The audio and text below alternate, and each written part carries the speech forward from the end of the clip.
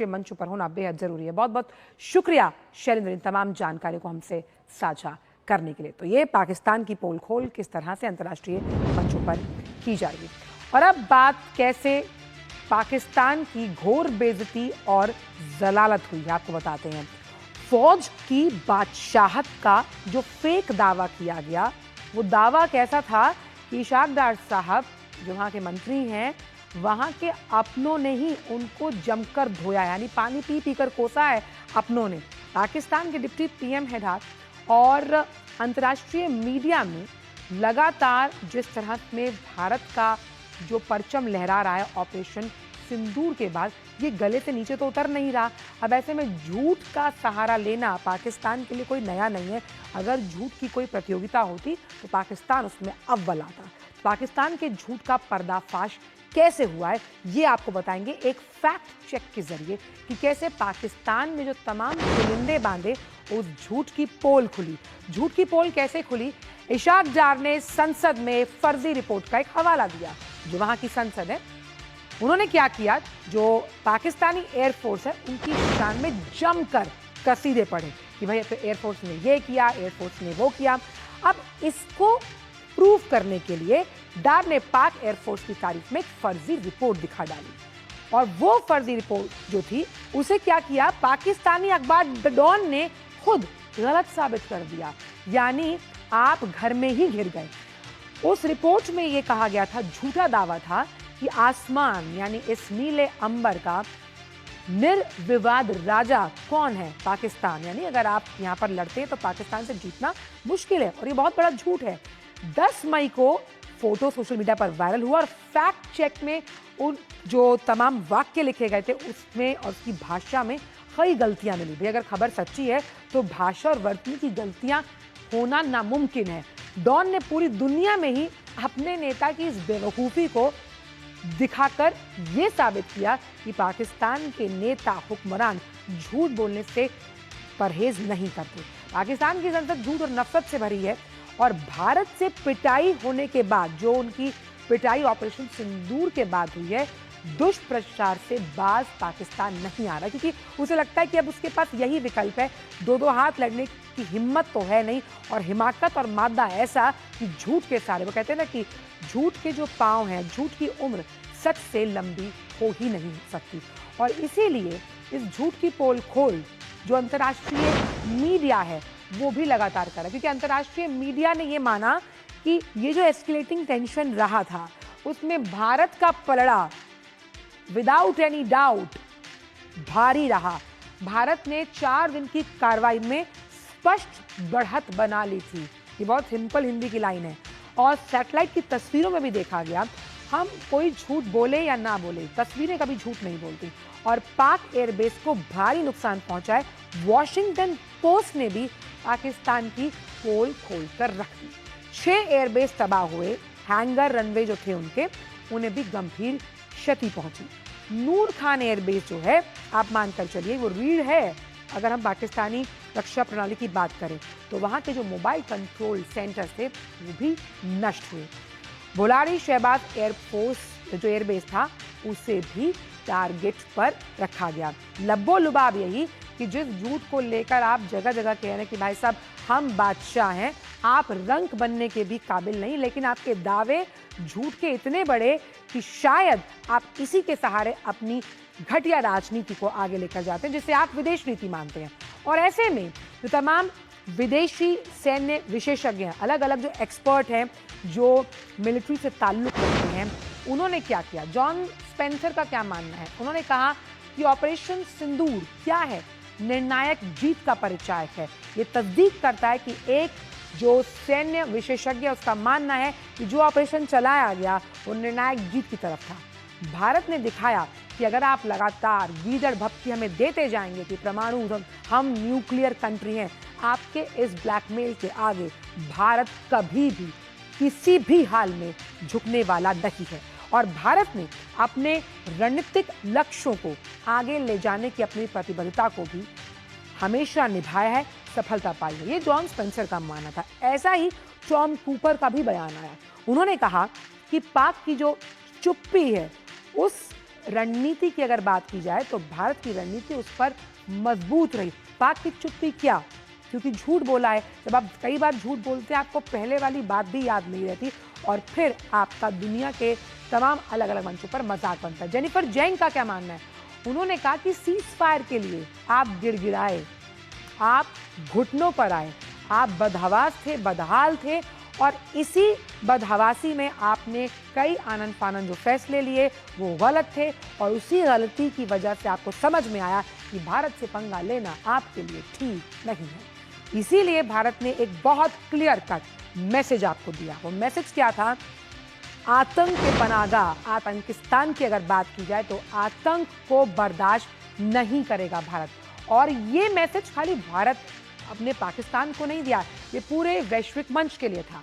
आतंकवादी हमले के बाद भारत का तेज सटीक जवाब में हमने देखा कि विदेश मंत्रालय की प्रेस कॉन्फ्रेंसेस ने तमाम जो झूठ और भ्रामक दावे किए गए उन्हें सिरे तौर पर खारिज करते हुए सत्य के साथ अपनी रिपोर्ट को पेश किया। रक्षा विशेषज्ञ स्पेंसर ने भी भारत ने तय की लाल रेखा यानी कि द न्यू नॉर्मल इज कि आतंकवाद को बर्दाश्त नहीं किया जाएगा। और ऑपरेशन सिंदूर में क्या नजर आई? नई राष्ट्रीय सुरक्षा नीति की एक बहुत अच्छी झलक या यूं कहें एक चमकदारी झलक। और सीमा पार आतंक के खिलाफ भारत का संदेश शुरू से साफ। आपसे बात होती, बिल्कुल होती, अगर आप आतंक को खत्म करने की प्रतिबद्धता जताते। अखिलेश सुमन हमारे साथ जुड़ गए। अखिलेश, अगर हम देखें अंतर्राष्ट्रीय लेवल पर जो तमाम विशेषज्ञ हैं रक्षा के और हम बात करें अंतर्राष्ट्रीय मीडिया की, ऑपरेशन सिंदूर को लगातार सराहना मिल रही है, प्रशंसा मिल रही है, क्योंकि ऑपरेशन सिंदूर ने किस तरह से एक नई राष्ट्रीय सुरक्षा नीति की एक बड़ी तस्वीर पेश कर दिखाई है।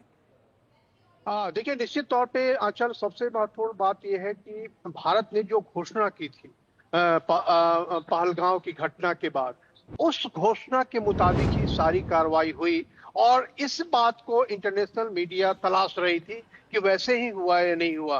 तो आप अगर देखें, CNN देखें या ABC देखें अमेरिका का, या फिर आप टेलीग्राफ अखबार देखें, या फिर गार्जियन देखें, या फिर वॉशिंगटन पोस्ट देखें, न्यूयॉर्क टाइम्स देखें, दुनिया के अधिकांश जो विकसित देश हैं जिनकी आवाज महत्व रखती है, उन्होंने इस बात को इन्वेस्टिगेट करके कहा कि बहुत ही प्रिसाइज अटैक था और बहुत ही प्रिसाइज ऑपरेशन भारत ने किया है।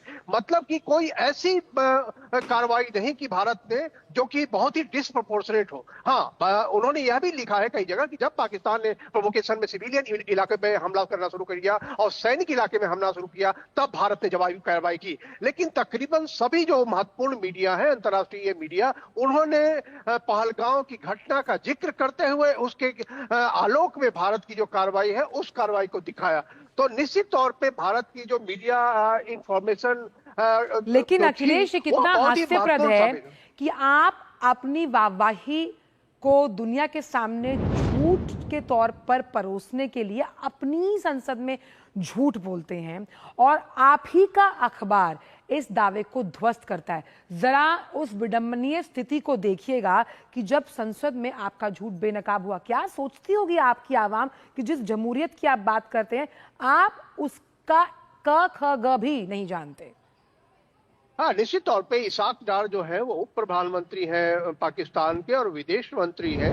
वो दुनिया में घूमते हैं और लोगों से बात करते हैं और उनकी तरफ से इस तरह की हास्यास्पद AI जनरेटेड एक अखबार जो टेलीग्राफ है लंदन का, और उस अखबार को वो पेश करते हैं अपनी संसद में, जिसमें कि परफॉर्मेंस की स्पेलिंग गलत होती है, फोर्स की स्पेलिंग गलत होती है, तो लोगों को शक होता है। और डॉन अखबार ने इसी शक के आधार पे जो फैक्ट चेक किया, उसको पता चला कि उस दिन तो अखबार में इस तरह की कोई बात छपी नहीं थी, तो उसने पर्दाफाश किया। तो निश्चित तौर पे आप समझ सकते हैं कि यह अगर सामान्य संसद होती तो वो प्रिविलेज का मामला है, ये उन्होंने संसद को का मामला है और उनकी तो सदस्यता जानी चाहिए, उनका मंत्रालय जाना चाहिए कि इस तरह की झूठी खबरें वो अपने देश की जनता को और अपने देश की सांसदों को दे रहे हैं। तो यह दिखाता है कि कितने कह सकते हैं खोखला है पाकिस्तान का पूरा सिस्टम, कि वह अपनी जीत दिखाने के लिए झूठे प्रचार का सहारा ले रहा है। अंतर्राष्ट्रीय अखबारों की AI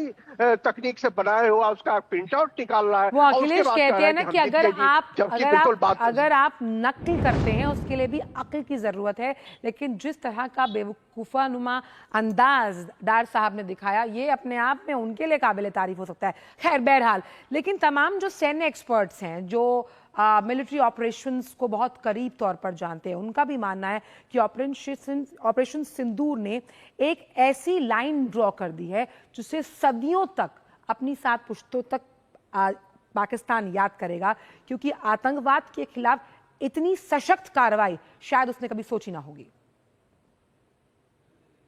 निश्चित तौर पे देखिए, सबसे बड़ी बात यह है कि जो हमारी घोषणा थी, जो भारत के प्रधानमंत्री ने घोषणा की कि हम आतंकवाद को प्रश्रय देने वालों को, आतंकवाद जिसने पोषण किया है उन सबको धूल दिखाएंगे। तो निश्चित तौर पे जो पहला चरण था वो 7 मई को, उसमें तो 7 जो उनके 9 ठिकाने थे आतंकवादियों के, उन 9 ठिकानों को ही निशाना बनाया गया था। कोई नहीं कह सकता दुनिया का देश कि भारत ने कोई ज्यादती की है।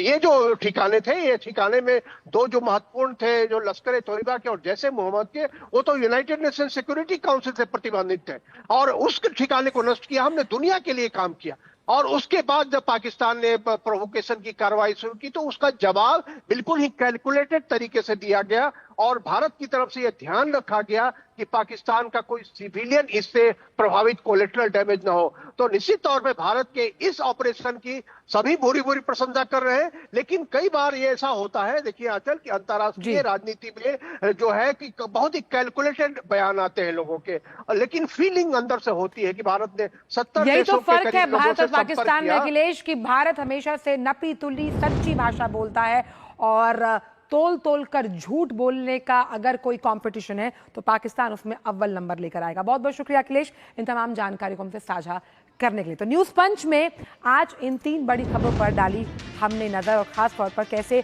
पाकिस्तान के झूठ को लगातार बेनकाब करता हुआ भारत और अब अंतर्राष्ट्रीय मीडिया भी। आज के न्यूज़ पंच में इतना ही। आपसे सोमवार को मुलाकात होगी 3 कुछ ऐसी अहम खबरों के